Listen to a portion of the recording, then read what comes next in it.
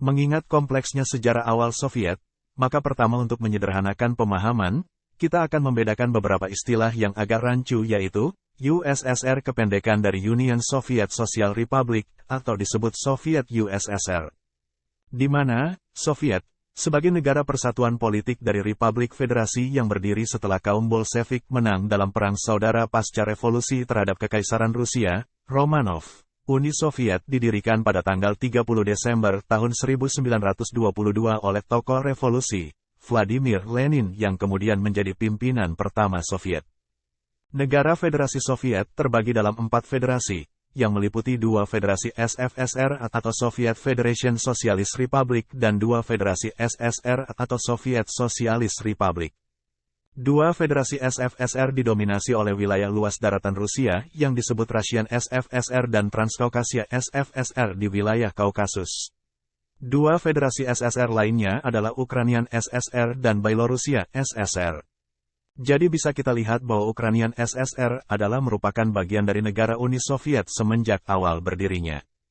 Pada waktu itu tercatat Ukrainian SSR ini membawahi 2 distrik otonom, yaitu distrik Polandia dan distrik Moldova yang sekarang sudah menjadi negara merdeka. Artinya pada awal bergabung wilayah Ukrainian SSR tidak mencakup distrik otonom Crimea.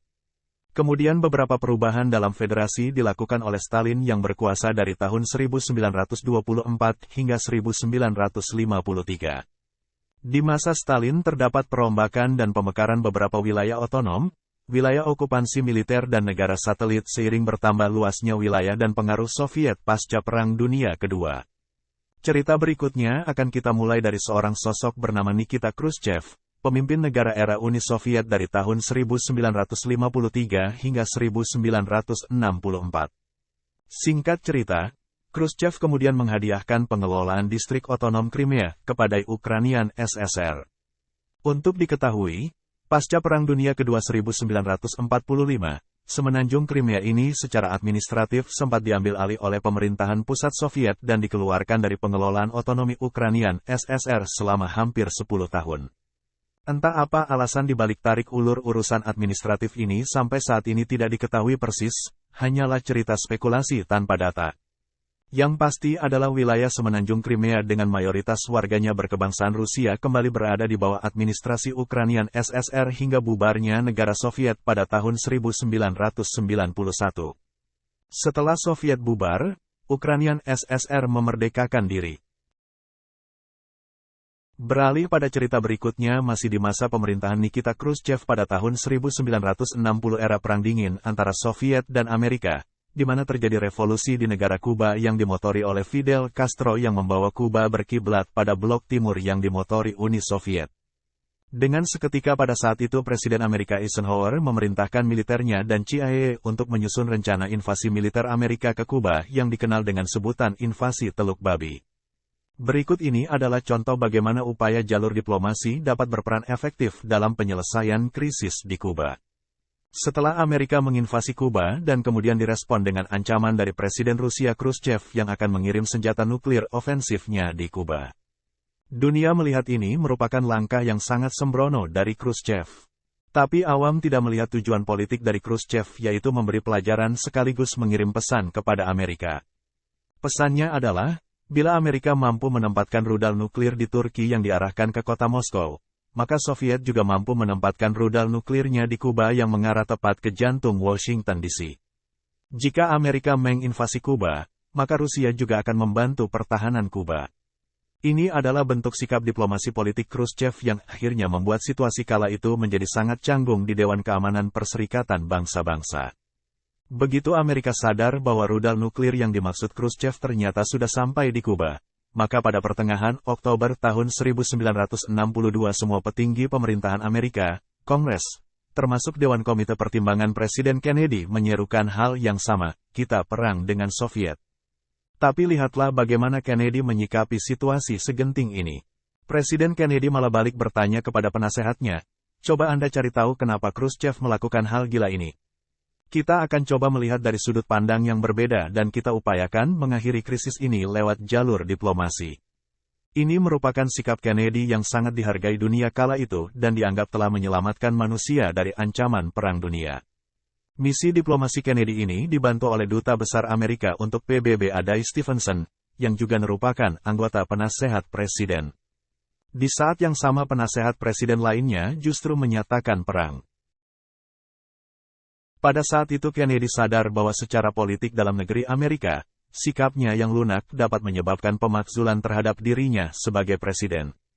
Namun untunglah saat pembahasan di Kongres, hasil dari laporan tim investigasi CIA terhadap keberadaan misil nuklir Soviet di Kuba tersebut masih simpang siur dan banyak kesalahan detail serta tidak didukung oleh data valid. Kemudian diputuskan bahwa premis yang mendukung Amerika melakukan invasi ke Kuba pada saat itu adalah premis yang telah direkayasa.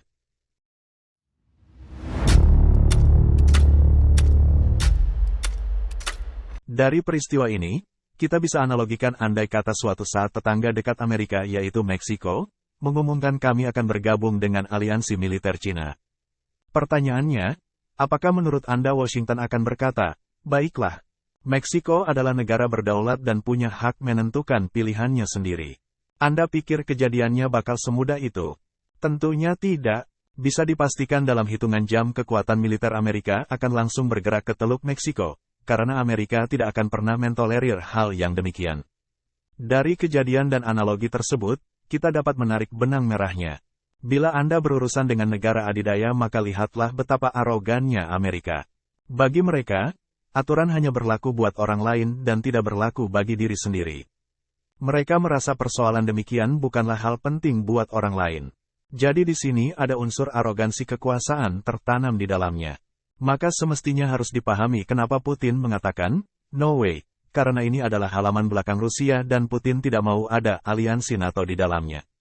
Apalagi, Rusia dan Ukraina adalah bangsa serumpun garis keturunan ras Slavia Timur dengan sejarah kebersamaan yang panjang. Kemudian pasca berakhirnya era Perang Dingin dapat dipersingkat oleh beberapa peristiwa penting yang memicu krisis dan perang di Ukraina saat ini.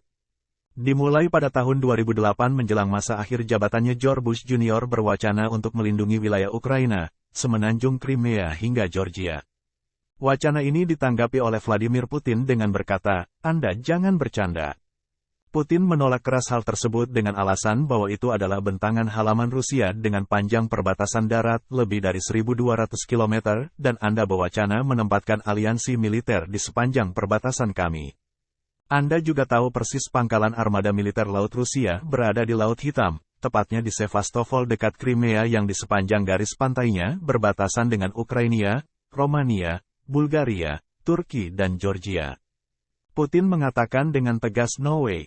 Dia menekankan kepada Bush, bila Anda memperluas wilayah aliansi NATO hingga Ukraina, maka Rusia terpaksa mengambil alih Crimea. Anda sungguh kelewatan dengan rencana sembrono ini.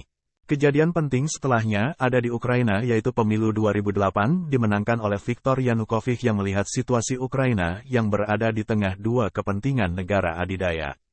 Yanukovych mengambil kesimpulan untuk bersikap netral tidak memihak dalam hal ini. Kami tidak akan bergabung dengan aliansi NATO yang dapat memicu wilayah kami menjadi zona perang. Jadi pada saat itu parlemen Ukraina pun ikut mengesahkan sikap netralitas tersebut. Sejak saat itu kondisi di Ukraina mulai tenang hingga muncul peristiwa penting lainnya pada akhir tahun 2013 sampai awal tahun 2014 di mana terjadi gejolak demonstrasi besar-besaran dan kerusuhan sosial yang berujung pada peristiwa Revolusi Maidan. Amerika melihat kesempatan ini untuk kembali masuk dengan berperan langsung dalam menjaga keamanan dan meredakan kerusuhan. Tidak bisa diduga dinamika dan wacana apa yang kemudian berkembang di tengah masyarakat Ukraina pada saat itu dengan digulingkannya rezim Yanukovych yang dianggap korup, tapi yang pasti secara kasat mata bahwa Amerika mengambil peran dalam upaya penggulingan rezim Yanukovych. Kemudian peristiwa ini membuahkan pemerintahan baru yang sangat pro-NATO, pro-Eropa dan Amerika. Mengamati peristiwa yang tengah berkembang di Ukraina, maka pada saat itu juga Putin mengambil langkah inisiatif mencaplok kembali wilayah semenanjung Crimea, karena dia menilai Ukraina akan dijadikan negara proksi oleh blok Barat. Kejadian semacam inilah yang sangat berbahaya dan dapat seketika membuat situasi menjadi genting, seperti halnya perang proksi antara Amerika dan Rusia saat ini di perang Ukraina-Rusia. Ini sangatlah berbahaya karena mereka pikir semuanya masih sesuai kalkulasi dan dapat dikendalikan lewat proksi. Tapi perlu diingat sepanjang konflik masih berlangsung maka hal terburuk dan mengerikan dapat terjadi kapan saja. Misalkan ada salah satu komandan militer yang memegang kendali atas rudal berhulu ledak nuklir, tapi salah membaca situasi di lapangan, barangkali masalah teknis sinyal atau radar. Hal ini bisa memicu tindakan yang salah perhitungan. Maka jalan terbaik untuk segera mengakhirinya adalah kembali ke upaya diplomasi dan negosiasi. Aliansi pertahanan NATO harus bisa memahami bahwa melewati garis merah Rusia adalah tindakan yang sangat berbahaya. Putin sudah mengatakan hal ini sejak belasan tahun lalu dan selalu menyampaikan hal yang sama di setiap kesempatan. Namun Amerika menolak untuk mendengarkannya dengan sikap yang sangat arogan. Sekarang kesombongan itu dibayar dengan perang yang terus berlangsung saat ini. Maka tentunya diperlukan jalan keluar secara diplomasi untuk memecahkan kebuntuan masalah ini secepatnya sebelum hal terburuk menjadi kenyataan. Bagaimana menurut Anda? Silahkan berkomentar, like dan subscribe untuk mendukung channel ini.